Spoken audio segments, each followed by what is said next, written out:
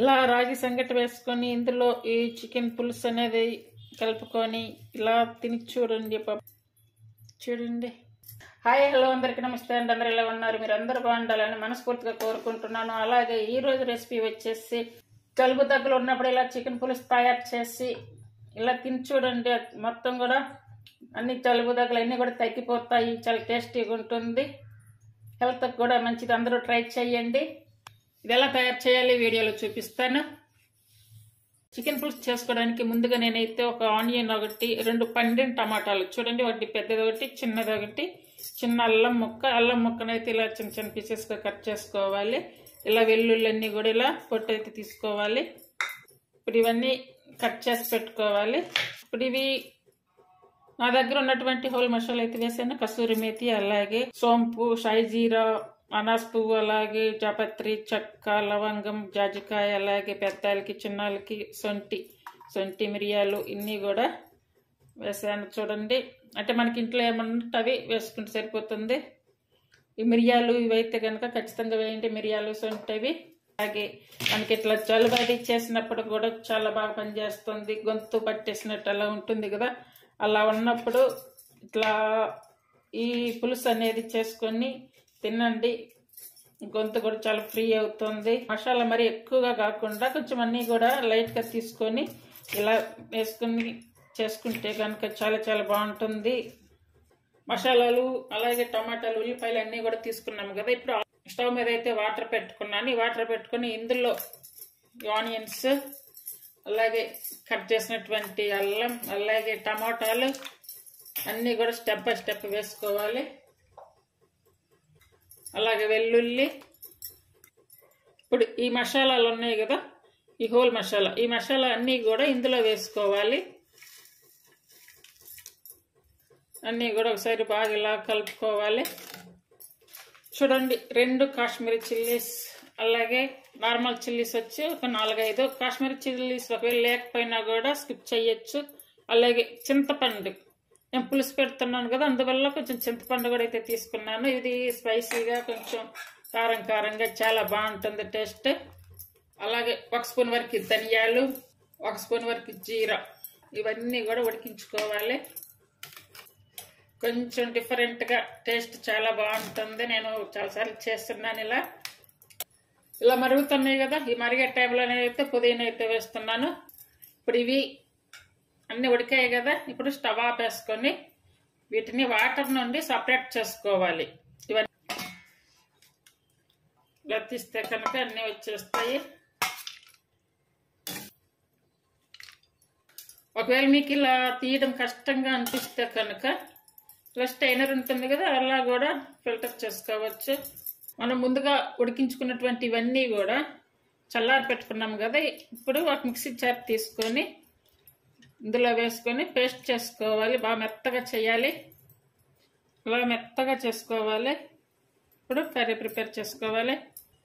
Stove మీద కడాయి పెట్టుకొని ఇందులో 2 టేబుల్ స్పూన్లు ఆయిల్ అయితే వేసుకోవాలి.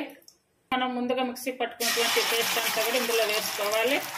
1/2 స్పూన్ వరకు కారం, అంటే ముందు మిర్చి వేస్తున్నాం కదా, మిర్చి మిరియాలు అన్ని పడున్నాయి కాబట్టి నేను కారం కొంచెం తగ్గించి తీసుకున్నాను. అలాగే 1/2 స్పూన్ వరకు పసుపు. ఇప్పుడు ఇలా ఉడుకుతున్నాయి కదా, ఈ ఉడికే టైంలో ఇప్పుడు చిన్న ఆనియన్స్ చూసారు కదా, ఈ చిన్న ఆనియన్స్ వేసుకోవాలి. ఒకవేళ ఆనియన్స్ లేకపోతే స్కిప్ చేయొచ్చు. చూడండి, పేస్ట్ అంతా కూడా ఇలా ఉడికింది కదా. ఇప్పుడు ఈ చికెన్ అయితే నేను ఓన్లీ బోన్స్ మాత్రమే తీసుకున్నాను. ఇది 300 వరకు తీసుకున్నాను. చూడండి, ఓన్లీ బోన్స్ మాత్రమే తీసుకోవాలి. ఈ చికెన్ వేసాము కదా, ఈ చికెన్ వేసి అంతా కూడా బాగా కలుపుకొని ఇది ఉడికించుకోవాలి. అలాగే టేస్ట్ సరిపడే సాల్ట్ వేసుకోవాలి. ఇలా పులుపు దన్నం కూడా తెలుస్తుంది, అంటే పుల్లగా అలా కారంగా అట్లా స్పైసీగా అయితే ఉంటుంది కర్రీ అయితే. చూడండి, చికెన్ ఇలా ఉడికించుకున్నాము కదా, ఈ హాట్ వాటర్ వేసుకోవాలి. అంటే ఇప్పుడు ముందు మసాలాలు టమాటా అన్ని వేసి ఉడికించాము కదా, ఈ వాటర్ అయితే వేసుకోవాలి. వాటర్ మొత్తం వేసుకోవాలి, అంటే మనకి కర్రీకి సరిపడా వాటర్ వేసుకోవాలి స్టార్టింగ్ లోనే. ఇప్పుడు వాటర్ వేసాము కదా, వాటర్ వేసాక ఇప్పుడు ఇది మరిగే టైంలో ఒక 5-6 నిమిషాలు అయితే ఆన్ మీద పెట్టి మరిగించుకోవాలి. చూడండి, ఇలా మరుగుతుంది కదా, అంటే 5-6 నిమిషాలు మరిగించడం అంటే ఇప్పుడు వాటర్ పోసిన దగ్గర నుండి అయితే 5-6 నిమిషాలు కాదు, మామూలుగా ఇలా పొంగు వచ్చిన దగ్గర నుండి ఒక 5-6 నిమిషాలు అయితే ఉడికించుకోవాలి. అలా ఉడికించుకుంటేనే మసాలా అంతా కూడా ముక్కలో పడుతుంది, అప్పుడు టేస్ట్ బాగుంటుంది. ఇలా మరుగుతుంటేనే మంచి స్మెల్ వస్తుందండి ఈ కర్రీ అయితే.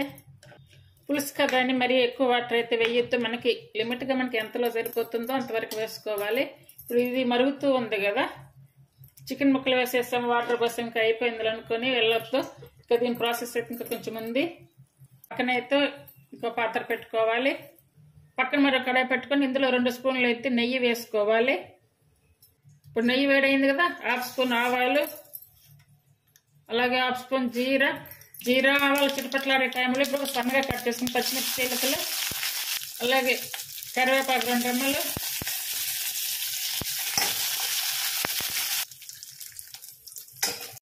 ఇప్పుడు ఈ తాలింపు ఇలా వేయించుకున్నాం కదా, ఇప్పుడు స్టవ్ ఆపేసుకోవాలి. తాలింపు అంతా కూడా ఈ చికెన్ కర్రీలో వేసుకోవాలి. నెయ్యి ఆ మసాలా ఫ్లేవర్తో సూపర్గా ఉంది కూర అయితే. చూస్తారు కదా, కొంచెం ఈ పులుసు అనేది ఇలా వచ్చింది, ఇలా పెట్టేసుకోవాలి. మరీ ఒట్టి వాటర్ కూడా వేయద్దు. ఇప్పుడు స్టవ్ ఆపేసుకోవాలి. ఒక 1/2 అవర్ తర్వాత అయితే తీసేసి చూడండి. ఇందులోకి నేనైతే ఇప్పుడు రాగి సంగటి అయితే తయారు చేశాను. చూడండి, ఇలా రాగి సంగటి, రాగి ముద్ద, ఇట్లా వేడి రాగి ముద్ద, అలాగే ఈ చికెన్ పులుసు అండి. చాలా చాలా బాగుంటుంది టేస్ట్.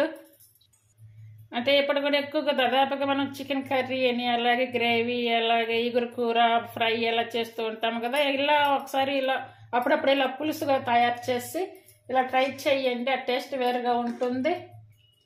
ఇలా రాగి ముద్ద ఇలా పెట్టేసుకొని ఇలా ఈ పులుసుని ఇలా వేసేసుకొని తిని చూడండి. ఇగో చిన్న ఆనియన్స్, ఈ ఆనియన్స్ కూడా పులుసులో ఉడికాయి కదా, చాలా బాగుంటుంది టేస్ట్. ప్లీజ్ ఈ రెసిపీ మీకు నచ్చినట్టయితే లైక్ చేయండి, షేర్ చేసి సబ్స్క్రైబ్ చేయండి. అలాగే హై పాయింట్స్ నుంచి ఛానల్ సపోర్ట్ చేయండి. అందరూ కూడా ట్రై చేయండి. ఇలా చికెన్ పులుసు, అలాగే రాగి సంగటి కానీ లేదా చపాతీల్లో అన్నిటిలో కూడా ఎంతో టేస్టీగా ఉండేటువంటి చికెన్ పులుసుని తయారు చేయండి. ఇలా రాగి సంగటి వేసుకొని ఇందులో ఈ చికెన్ పులుసు అనేది కలుపుకొని ఇలా తిని చూడండి. పాప ఆ టేస్టే వేరుగుంటుంది. చూడండి, టేస్ట్ అయితే చాలా చాలా బాగుంది. అందరు కూడా ట్రై చేయండి. ఈ మిర్చి ఉన్నాయి కదా, ఈ మిర్చి తినే అలవాటు ఉన్న వాళ్ళు ఇలా మిర్చి నంచుకొని తిని చూడండి, ఇంకా బాగుంటుంది. ఎంతో టేస్టీగా ఉండే ఈ కాంబినేషన్ని ఖచ్చితంగా తయారు చేయండి. ఈ ఉల్లిపాయలు అయితే మసాలాలో ఉడికి ఆ పులుసు కర్రీలో ఉడికాయి కదా, చాలా బాగున్నాయి. ఈ రెసిపీ నచ్చితే కనుక చేయడానికి ట్రై చేయండి, ఫాలో అవ్వండి. అంత ఒకటి ప్రాసెస్లో అయితే చేసి చూపించాను. చాలా ఈజీగా, చాలా తక్కువ టైంలో చేసుకునే విధంగా అయితే తయారు చేసి చూపించాను. అందరూ కూడా ట్రై చేయండి. Thank you for watching.